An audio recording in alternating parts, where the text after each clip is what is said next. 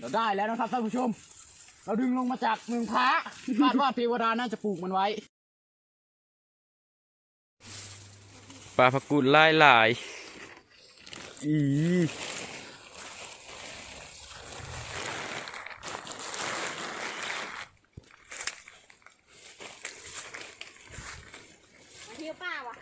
มาถ่ายรูปอยู่ป่าผมเห็นมาปลาผักกูดลายแต่ว่าผักกูดเฉยมีแต่อันแก่เนาะ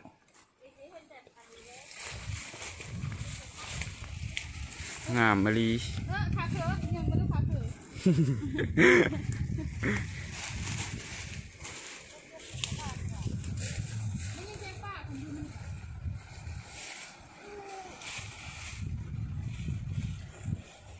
มีน้ำพร้อมเนาะ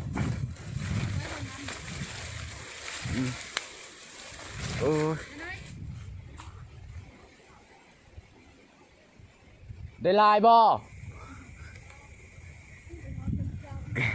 ยันว่าได้ลายคอแดง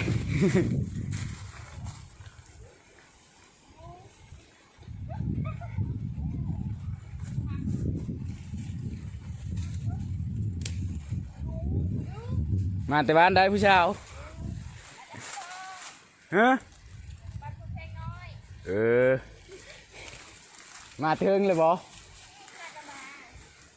ผู้ชาวพุ่นเอาบุญพักแก้มันเลย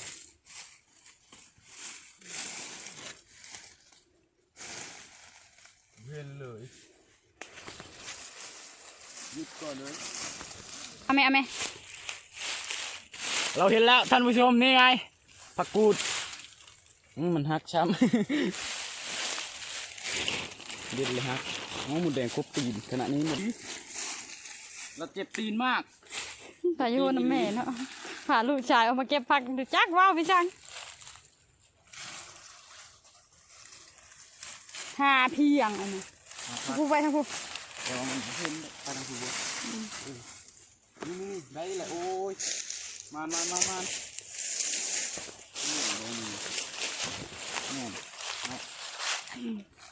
ดูแม่หนักน้อยดูที่ห้องพักดี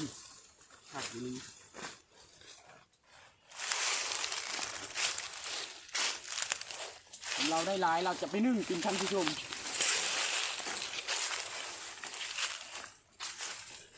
แต่ดูเหมือนจะมีพวกคนป่ามาเก็บไปแล้วเราเลยไม่ได้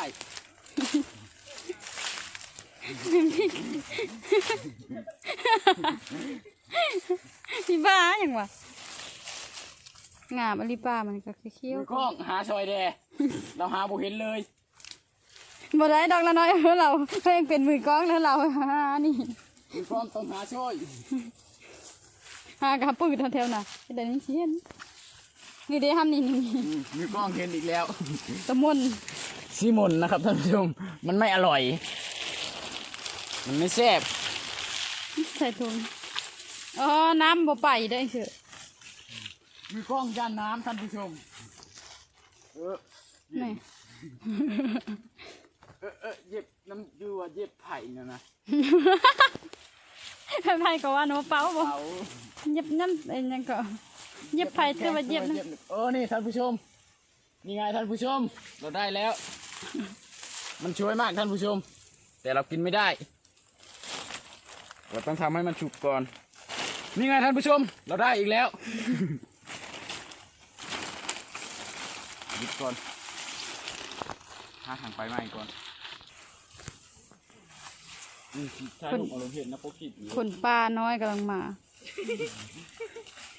อันนี้ก็เป็นเด็กเก็บผักของผมเองนะครับเขาบ้ามากเขาเป็นคนป่านะครับท่านผู้ชมเราจะยึดบันทึกไปหาทางไหนกันเราได้แล้วนะครับท่านผู้ชมเราดึงลงมาจากเมืองพระคาดว่าเทวดาน่าจะปลูกมันไว้แต่เราโชคดีมากแต่ปลายมันหักนะครับท่านผู้ชมไม่ช่วยเลยมันไม่จบมันไม่จบเลยมันไม่จบเหมือนผมแม่ละทงกับบักไม้หนึ่ง ผมก็แต่งตัวโคตรเท่มาเลย เกิดมาดาว นี่ไงท่านผู้ชมนี่บอลนี่จ้ะ อ๋อ แม่น แม่นอันนั้นนะแม่นเอาโลดอันนี้อันนั้นอยู่ตอนนั้นช่องอันกู เราได้อีกแล้วคาดว่าคนป่าน่าจะมาปลูกไว้อันนี้ เพราะมันไม่อยู่ถึง ตีน มีกล้องก็ถ่ายเอาตีนด้วย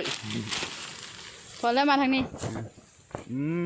ผู้ยังชิขึ้นดึงเอา ขึ้นทำไมของคนไทย ขณะนี้เรากำลังจะขึ้นไปดึงเอาจากมือค้านะครับท่านผู้ชม ได้มากูดได้ผักกูด ได้มากูดแล้วน่าจะเอาเขาพูดอันนั้นยาไหม แล้วท่านผู้ชมนี่ มันสวยมากของเทวดา มันบ่ไปตะกินนะมาพักกูดอันนั้นเนาะ เป็นตะกิน ทิมแม่ละน้อยผักงามงามเนาะมันน่ะเสือค่ะ ท่านผู้ชมเราจะดึงมันลงให้หมดคาดว่าเราน่าจะได้เยอะอยู่แต่มันไม่ลงนะท่านผู้ชม โอ้บักลายหนึ่งเนาะจะถึงกูเนาะ มันไม่ลงเลยท่านผู้ชม มันบ่ลง มันไม่ลง ซึ่งเราก็หยุดถ่ายก่อน มันลงค่อยถ่ายใหม่ยืนก่อนถ่ายเลย ถ้าเอาสิตุ่มเหมือนฟ้าบักคักนี่ นั่นไงท่านผู้ชม นางฟ้าอยู่นั่น มันจะจูงกู นางฟ้า มันไม่ใช่ผักกูดนะ มันเป็นนางฟ้า มันอยู่เทิงมาก เราจะปีนขึ้นเอามัน อ๋อความคักบอลนี่นะวิวอันนี้ นี่เราได้แล้วท่านผู้ชมคาดว่าเราน่าจะได้ เราดึงนางฟ้าลงจากเทวดา เราจะแยก โอ้ยบักจูงหนึ่ง นี่ไงกว่าจะได้หนึ่งอัน มาแซมมันมอยพลัง สำเช่นหมอยผักกูดสำเช่นหมอยเลยท่านผู้ชม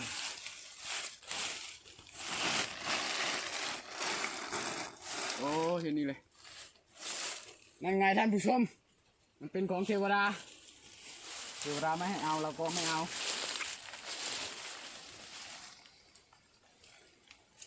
อ๋อเห็นแล้วแล้วยังไงท่านผู้ชม เรากำลังจะบุกปีนขึ้นเอาขอจูดเส้นหนึ่งคาดว่าจะใหญ่กว่าเส้นน้อยอีกยังไงสุดท้ายเราก็ได้มันท่านผู้ชม สวยมากมีกล้องหยุดถ่ายก่อน ถ้าคนป้าน้อยคือเลยได้บ่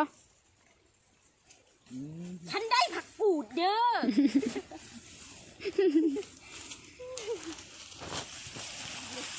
บ่มีน้ำบ่ท่านนั้น นี่เพื่อนแล้วครับอย่างที่มันเรื่องนะรับรองคุณดึงอาหารแน่นอน อีละน้อยน่ะเอาไปเลยท่านแบบใดกะ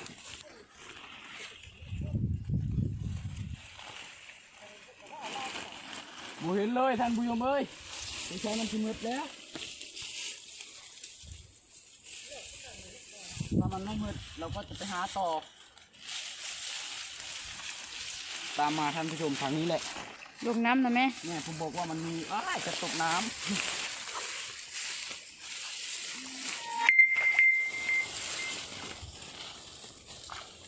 ผักน้ำก็มีท่าน โอ้ ผู้ชม ยเสียบ่ไปแต่มันมีน้ำนะ ผักน้ำด้วย แต่เราไม่ปูน้ำเราปูแค่ตี มีน้ ปูเฮ้ยยึดถ่ายเลยความก็ต้องปูอาหารขึ้นมา ำสนิมเราสิเก็บผักอยังได้แต่ว้าวน่ะ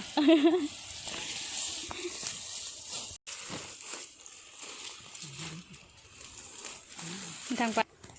เอ็มสิชามานะแม่เอ๊ะ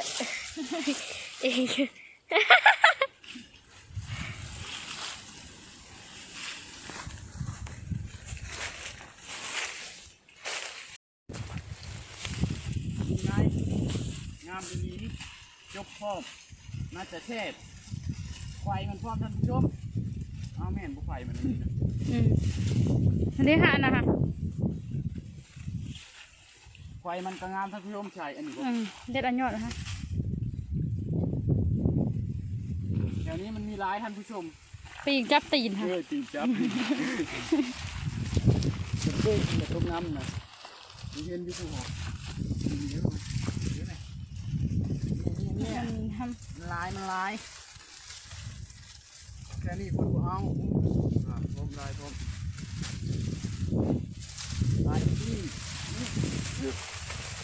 บ่ถึงไม่ถึงโอ้ยกว่าสิได้ ำตีน ตีนเป็นตะเบิ้งไปเลย